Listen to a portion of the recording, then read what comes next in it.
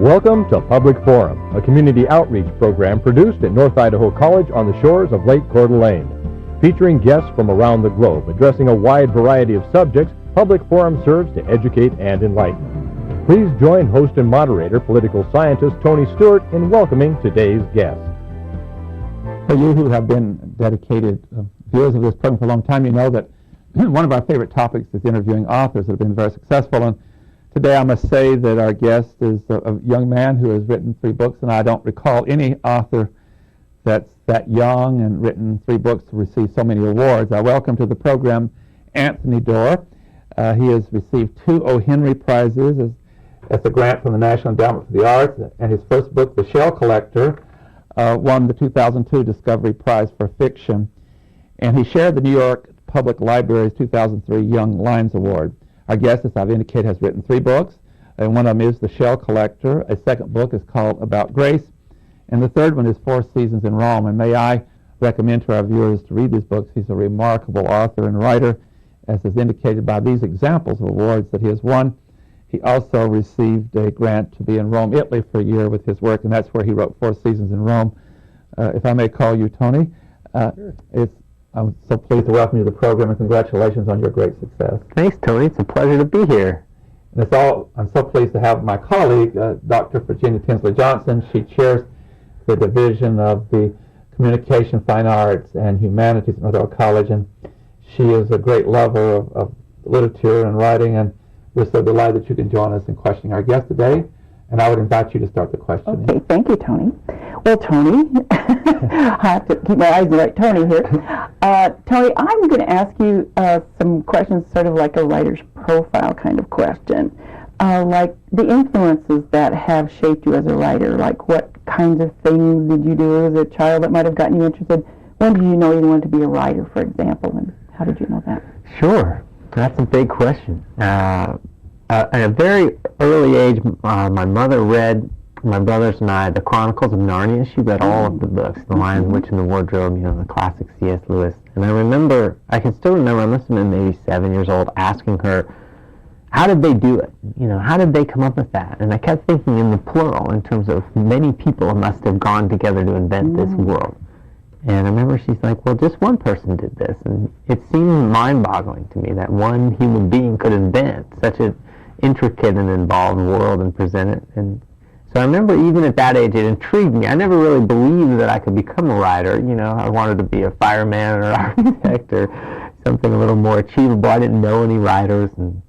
But I remember early on thinking, wow, one person, the power of the imagination, one person can invent that. And I'm still in awe of that in literature.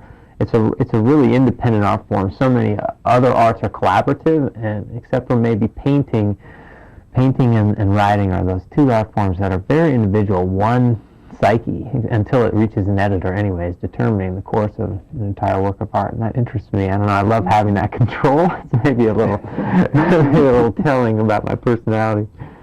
And then, yeah, reading, it always came from books. After that, you know, I got into Stephen King at that age when you get into Stephen King, you know, like 12, 13, 14, I was reading all of his books. But it wasn't until after college, I was a history and English major in college, and it wasn't until after college, I was working in Telluride, Colorado. I was working as a cook and skiing a lot. I skied about 90 days that winter, and I was reading all the time. And my friends, you know, they went to college and were great people, but, you know, I could see some of them were already reaching their 40s and were still cooking and skiing 90 days. And I remember thinking, if I don't give it a chance, I'm always going to regret it. And it was so easy for me then compared to the way it is for some of my students. You know, I wasn't married, I didn't have children. I lived on $1,000 a month basically, and so I was pretty unencumbered, and I started writing very lousy stories, you know, one after another, just trying to start writing short stories. And then it was Hemingway and Fitzgerald and Melville, Edith Wharton. Those were the books I was reading then.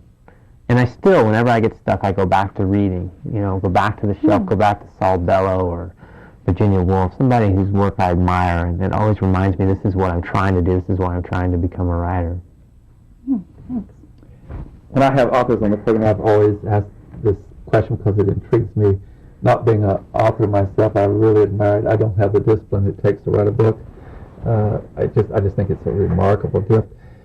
But I've noticed over the years that different authors do different ways as they prepare?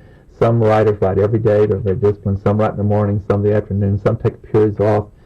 What is your writing style? I know you have a family, you have wonderful twin boys, and so that also determines somewhat, but how do you go about your writing?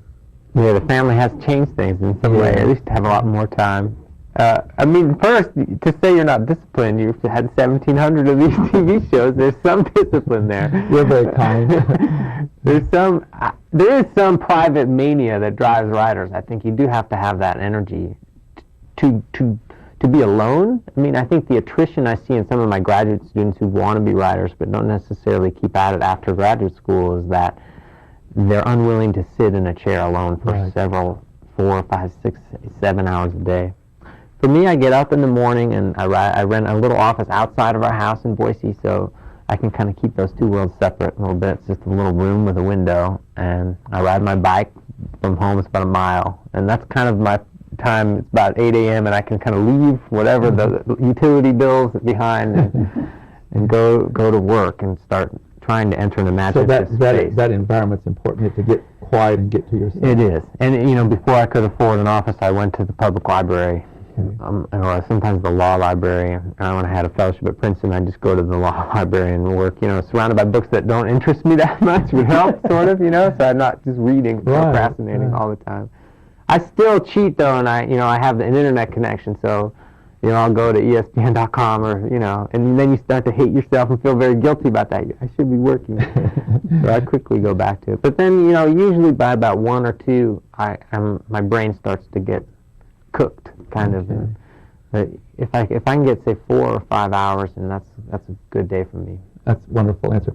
I have one more question before I go back to Virginia, and that is, I'm also intrigued how authors choose a particular topic for a book. Some of them say they get a certain inspiration as something happens in their life. Others, they just spend a lot of time saying, what should I write about? In your wonderful 3 books that you've written, how did they come about? How did you get the idea?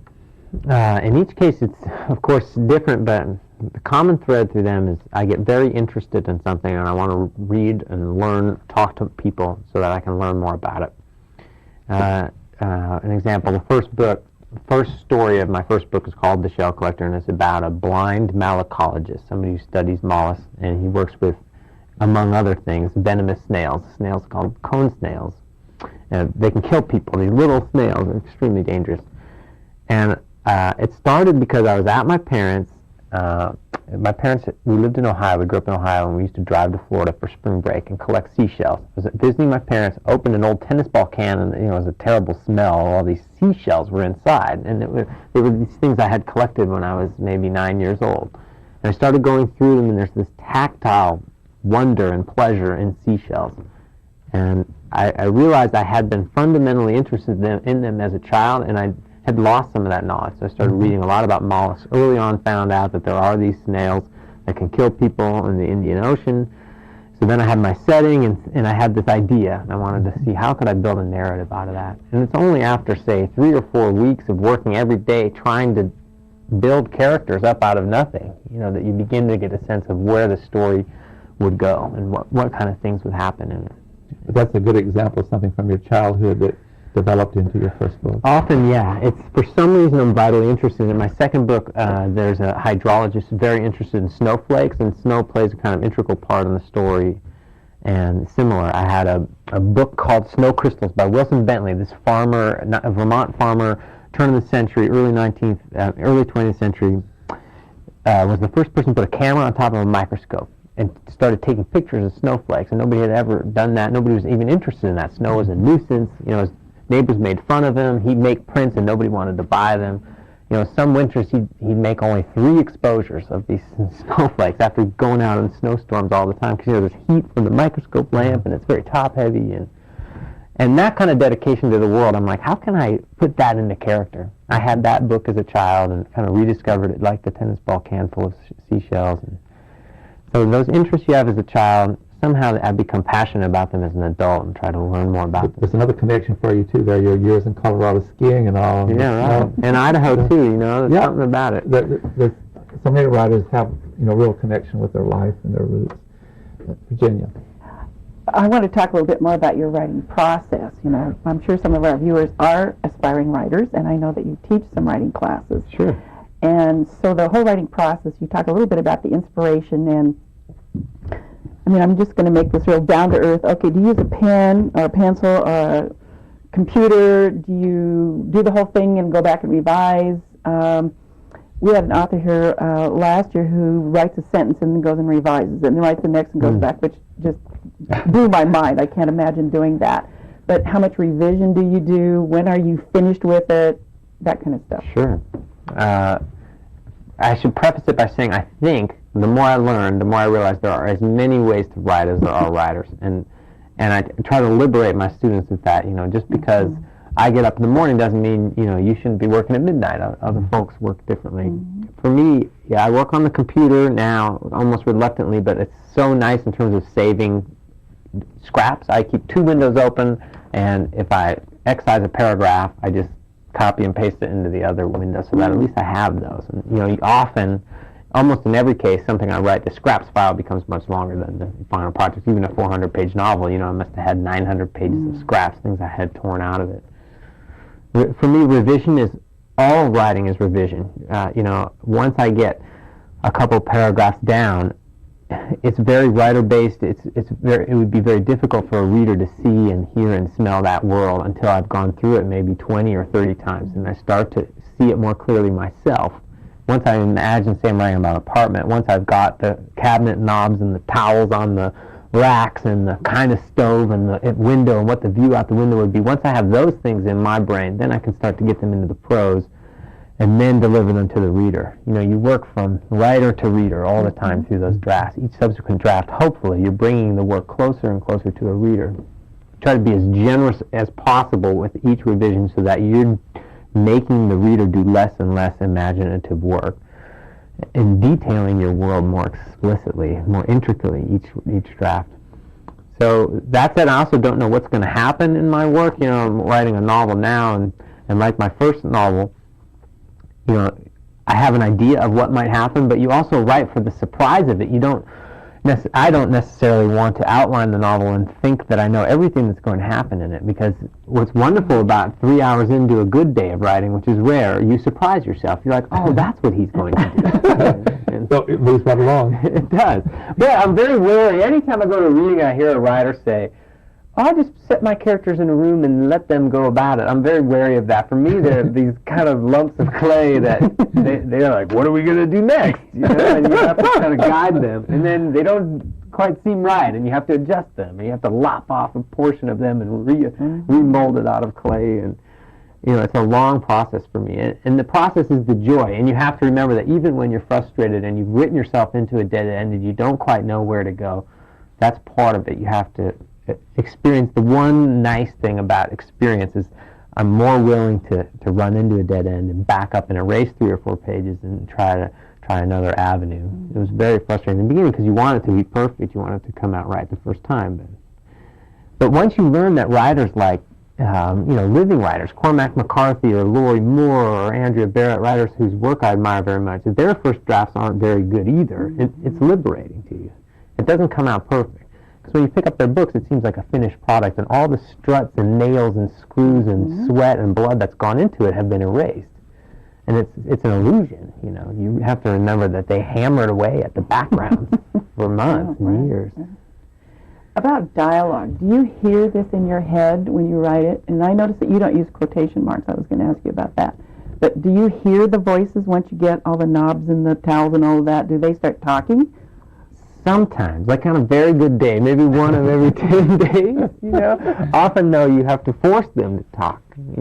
You're trying to understand what they want out of life and what's in their hearts and what are they afraid of, and those things don't come to me fully formed.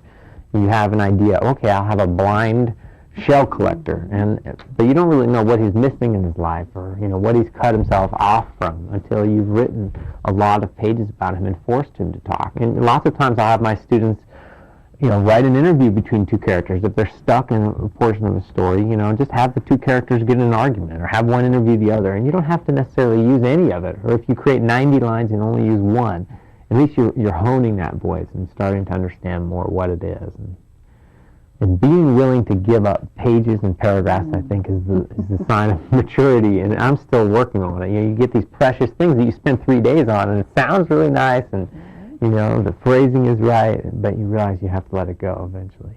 Isn't it Mark Twain who said something like that? If you find something you just love, you should throw it out. Oh, interesting. Yeah, I think I remember reading that somewhere. I think I'd have a hard time with that one.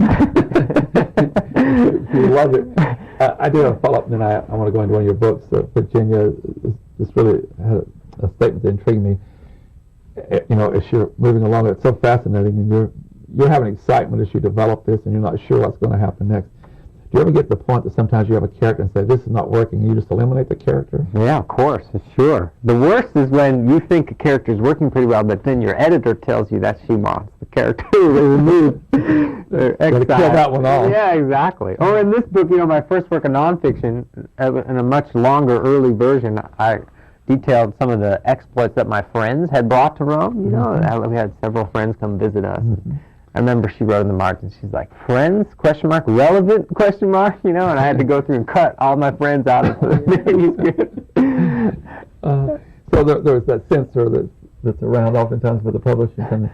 I do want to move into some discussions of Four Seasons in Rome, your nonfiction one. And I want you to share some things with the viewers who have not read it. It's just a wonderful book. But you did receive this prize to go to Rome, and it was called the Rome Prize for a year. Mm-hmm. And you took your wife and your twin boys. I think they were just really young. Yeah, 4 months old. 4 months old, and you had to get there, and you had to find it. You had to have an apartment, and I'm going to let you tell some of the things and how this came about. But I was so intrigued that you had the small apartment, and especially one of the twins didn't like to sleep at night. Right. It really was a challenge, and a really nice, wonderful child. And then the Pope died while you were there, and it was a huge time of history and funerals and learning your way around and food. So I guess I lead into this question is, when you arrived in Rome, did you think this is what you were going to do? No, I was planned on writing fiction. I still think of myself as a fiction writer. But a part of my morning ritual that 2 questions ago you asked about is I'll write in a journal, I'll write in a notebook, just a spiral notebook often, for 3 or 4 or 5 minutes, just to kind of get going. I'll describe what I saw on the way to work, or try to describe the carpet in my office in a new way. Just try to refresh my eyes and start seeing things through words. And when I travel, always those notebooks have been a little larger part of my life. Like today, I came up to Coeur d'Alene this morning, and there's a lot more to write about because things are new, and you're seeing the world anew in some way. So I probably wrote for an hour in Java down the street before coming here. But in Rome, that journal began to take over my fiction in a lot of ways. I'd sit down and think, okay, I need to write fiction, and I'd start off in the journal, but 2 or 3 hours would pass, and then I'd look up and I'm kind of tired, and I need to go back home and help with the babies, and I haven't written any fiction. I've just been writing in the notebooks.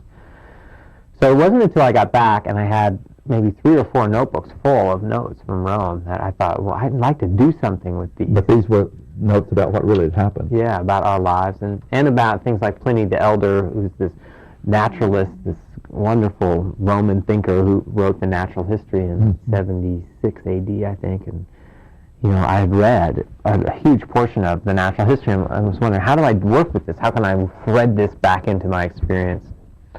So, no, it was not my intent to write a book about Rome, but the experience was so interesting and kind of consumed me. I learned so much about memory and history there that I felt like I wanted to get it down before I forgot it. In the book, too, along with the history there and the death of the Pope and then the rich culture and the activities they do and the food, there's so much in your book about your family, which I think is very special. While there, your wife had a illness, and that was scary, and then the twins were having some problems. And how did you, and it certainly comes out somewhat, but how did you cope with all of that? I call those crises in your life. And yet you weren't writing the book while you were that, but you were taking all these notes, and so maybe that started consuming you to the point that the fiction just wasn't there. Yeah, that's it, I think. I think I live a pretty mundane life normally, a life that wouldn't be very interesting to read about. I live in Boise, it's a nice life, everything's easy, we go to Costco, and I think there my life was pretty radically different. I had never even lived in a city before. So I thought the one thing I was bringing to this was newness. I was very green when I arrived there. So yeah, I mean, maybe in some ways those notebooks helped me go through some crises. My wife passed out on the floor. We went to this strange emergency room, and I thought I knew Italian, but I didn't know any Italian. You learn in crisis situations how little language you know. Right. And even though it's still a Western civilization, it's so old you can't penetrate it. There were always gates between me and the Italians, not only linguistic barriers, but it's this great wall of culture anytime you live overseas. And it's not necessarily China or Japan, but it's different. It's different enough that you're locked out in a lot of ways. And you're an outsider. In the book, I know you indicated both for you and your wife, it was very difficult at first to get to know people or to make friends, and even to have someone to assist with the twins didn't happen immediately. Sure, even to buy bread. It's a little more exhausting just because you got to wait in line. You're not sure how the system works. Right. You got to go from store to store to get your milk and cheese in a different store and your yogurt in a different store. And those are wonderful experiences, and I recommend them to everybody, but, it is a little bit harder. And it allows you to return here and no longer, for at least a little while, take for granted how easy life is when you're in your own culture. It brought something else to mind. I'm really recommending your books. I really hope that our viewers will read them. But this one, as I went through it, I thought, what a wonderful book to read, not only to the enjoyment of your writing abilities and style, but if someone else is going to Europe to stay a year in a country like Italy, it's just a wonderful guide and information about what they might face. They'll be more informed before they go. I just think it has that contribution also. That's nice. Thanks, Tony. I should mention that, what you didn't mention about the book is this Rome Prize is something you don't apply for. I never even knew what it was. It's famous in architecture.